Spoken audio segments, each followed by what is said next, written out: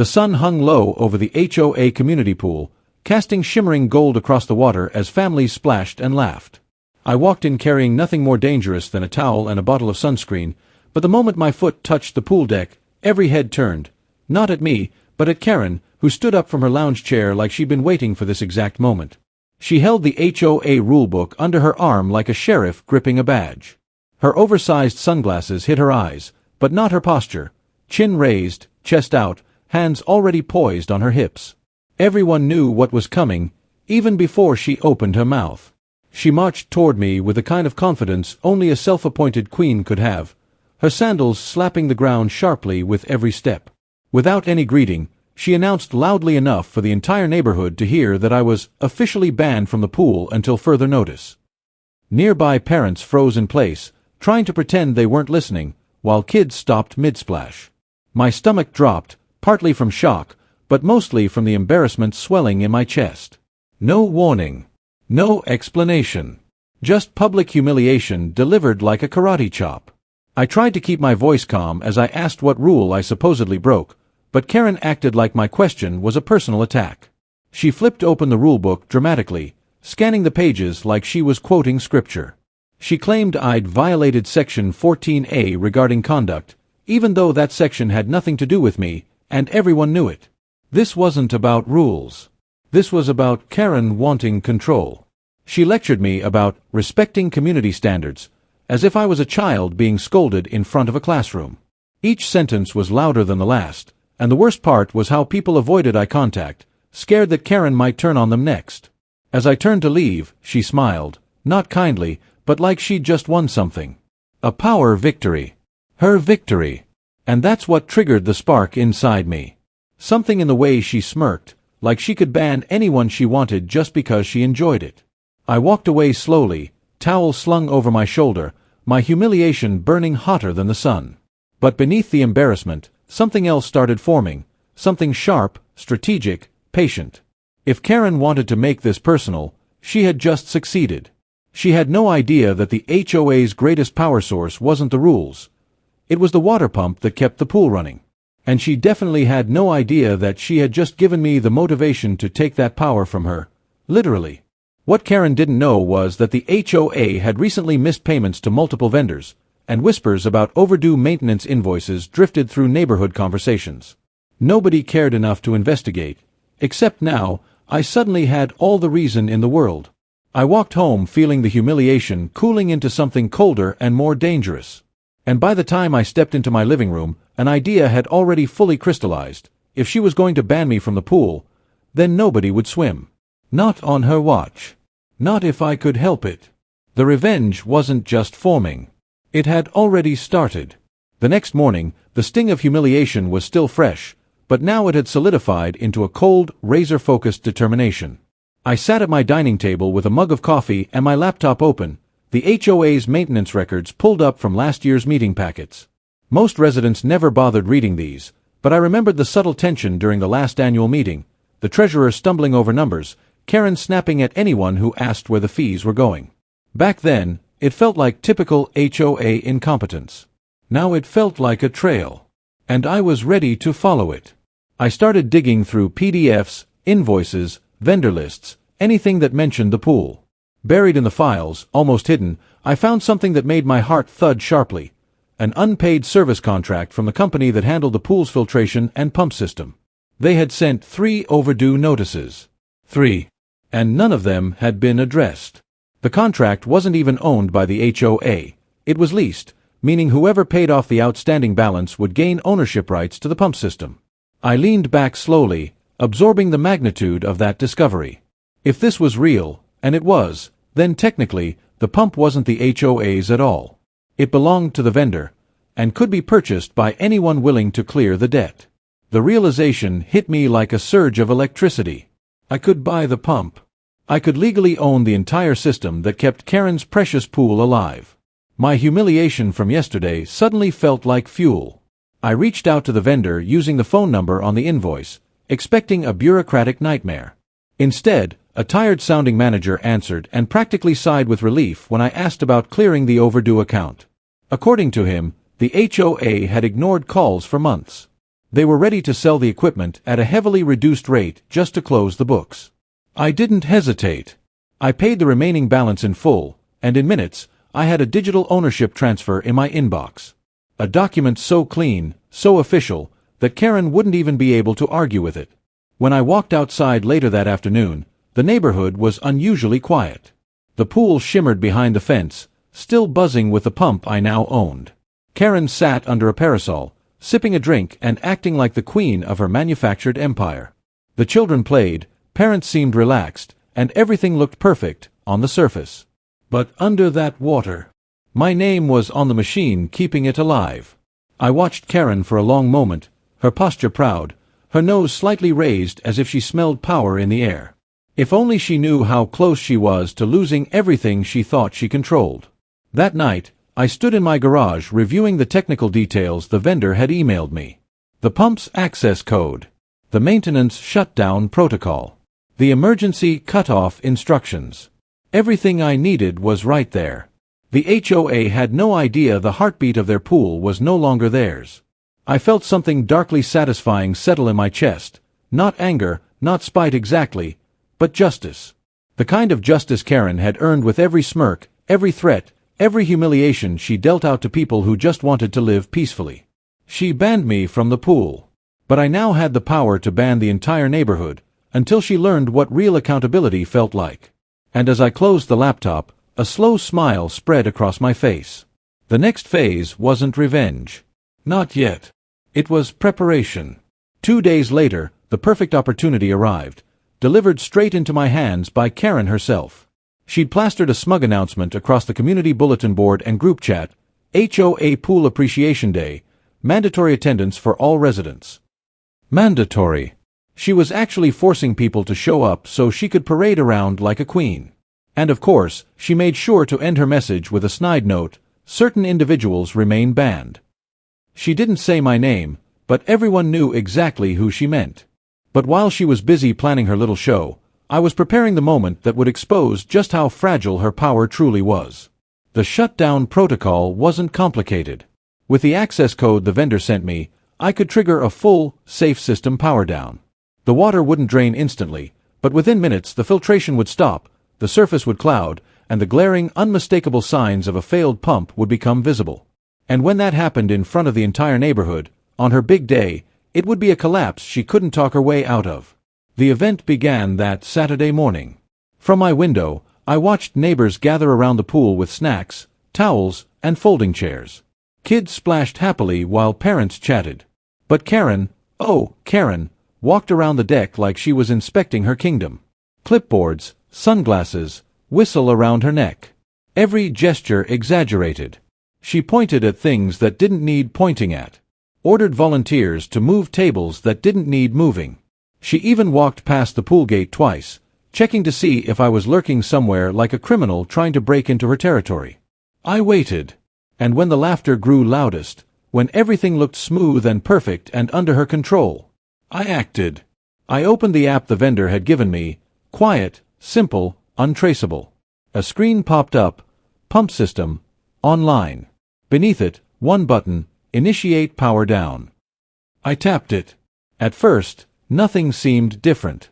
The pump hummed as usual, water glimmering in the sun. Then slowly, subtly, the system responded. The hum softened, then died. The water's gentle circulation stopped, turning the once crisp blue surface into something flat, eerily still. Within moments, the surface began to cloud as the chlorine system halted. Parents noticed first, squinting at the water with mild confusion. A kid coughed after swallowing a mouthful and yelled that the water tasted weird. Murmurs spread. Heads turned. And then Karen noticed. She rushed to the pool's edge, peering into the water like she'd spotted a body. Her face tightened, confusion, fear, embarrassment, all battling across her expression.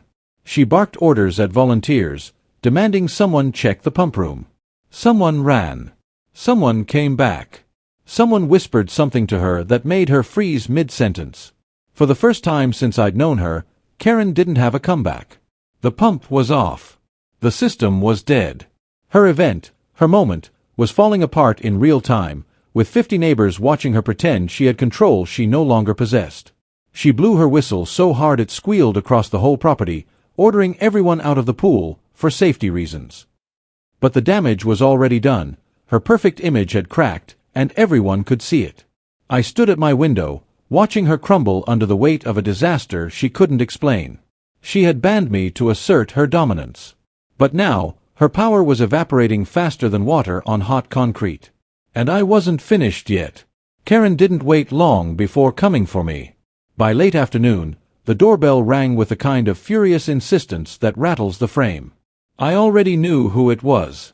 I opened the door slowly, almost casually, and there she stood, red-faced, hair frazzled from hours of shouting at residents, her whistle still hanging around her neck like a talisman that had finally failed her. She didn't even bother with pleasantries. She jabbed a finger toward my chest and accused me of sabotaging community infrastructure, saying the pump had mysteriously shut down during the biggest event of the year. Her voice cracked with frustration, but underneath that anger, I could hear something new: panic. I let her rant. Let her spill accusations and empty threats. Let her puff herself up with the last scraps of authority she believed she had. When she finally paused long enough to breathe, I asked calmly, "Are you sure the pump is yours to control?" That single question hit her harder than any accusation she'd thrown at me. Her mouth opened, then closed. She blinked, confused, almost offended that I'd dare imply she didn't know something.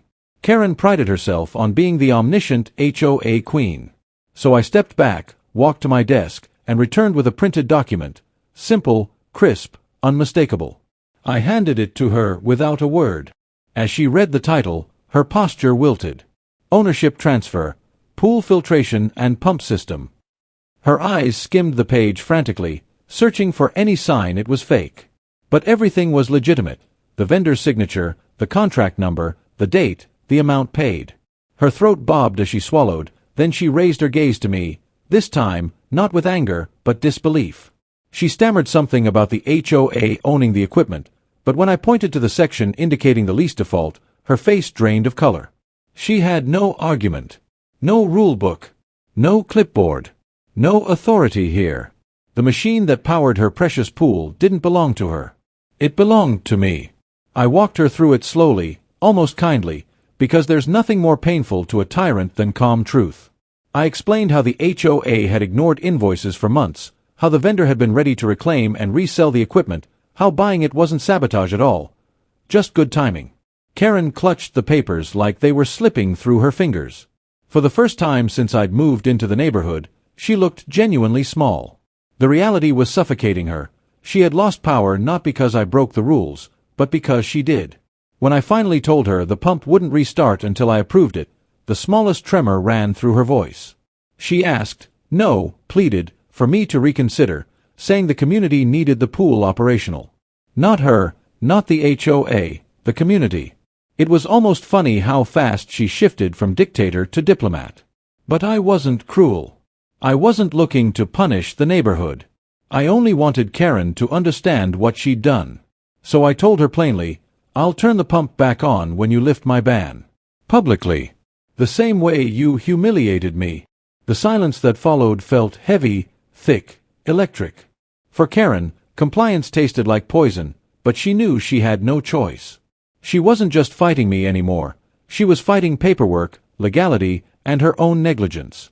She stepped back from my door slowly, eyes still locked on the ownership document, her entire world rearranging itself around a truth she couldn't undo. For the first time since she'd taken power in the HOA, Karen wasn't in control. She was in checkmate. The next morning, the HOA group chat exploded before sunrise. Karen had announced an emergency community meeting at the pool deck, her message peppered with vague language about unforeseen mechanical complications and important updates regarding pool operations. But everyone already knew something was wrong. Word had spread faster than chlorine in water. Neighbors whispered about the shutdown, the event disaster, the frantic volunteers, and Karen's meltdown. What they didn't know, yet, was that the source of it all stood in my hands. And by the end of the meeting, they would.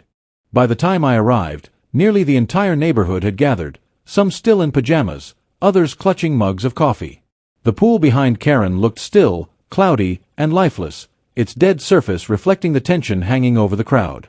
Karen stood at the front, clipboard clutched tightly, trying to maintain the rigid posture of someone still in control. But her eyes betrayed her, wide, darting, exhausted. She cleared her throat and launched into a speech about unexpected malfunctions and vendor communication issues, but even she seemed to choke on the excuses. Residents murmured, some annoyed, others openly frustrated. One father complained loudly that his kids couldn't swim during the heat wave. A mother asked why HOA fees kept rising if the pool barely stayed functional. That was my cue. I stepped forward, not aggressively, not theatrically, just enough that people noticed. Karen's eyes flicked toward me with a mix of dread and resentment. I held up the same document I'd shown her the day before. If everyone is confused about the pump problem, I said calmly, I can clear it up. A hush fell over the group. Karen took a step forward, shaking her head in panic, but the crowd's attention was already on me. I explained the truth plainly. The HOA had defaulted on the pump lease, the vendor had put the equipment up for reclamation, and I, seeing a chance to protect community assets, had purchased it legally. Gasps, raised eyebrows, whispers, shock rippled through the crowd. People turned toward Karen, demanding answers. Some asked why the invoices were ignored. Others wanted to know how she could ban a resident while allowing financial negligence under her leadership. Karen attempted to speak, but every sentence stumbled over the last. He sabotaged us, she tried desperately, but it was weak, flimsy, and the crowd didn't buy it. Not after seeing the evidence. Not after weeks, months, of her petty rulemaking, power trips, and arbitrary punishments. She wasn't a leader. She was a tyrant who'd finally run out of places to hide. Finally, I said the words that sealed the moment. I'll restart the pump right now, if the community votes to lift the ban Karen placed on me. Not out of anger. Not out of spite. Out of fairness. The way things should work in a community. Neighbors didn't hesitate. Hands shot into the air across the entire group, unanimous, swift, decisive. Karen stood alone, trembling, realizing the community she'd ruled over with fear no longer recognized her authority. And in that silence, the final blow landed. The HOA vice president quietly stepped forward and announced a motion to remove Karen from her position pending an internal audit. Her face collapsed, not with anger this time, but with the unmistakable expression of someone who had just lost everything she used to define herself. No whistle, no clipboard, no rulebook could save her. I entered the pump access code on my phone. A hum echoed through the ground as the filtration system roared back to life, rippling the cloudy water into motion once again. Cheers rose from the crowd. Kids clapped. Parents sighed in relief. The neighborhood had its pool back. Not because of Karen, but because justice, simple, quiet, undeniable justice, had finally drowned her.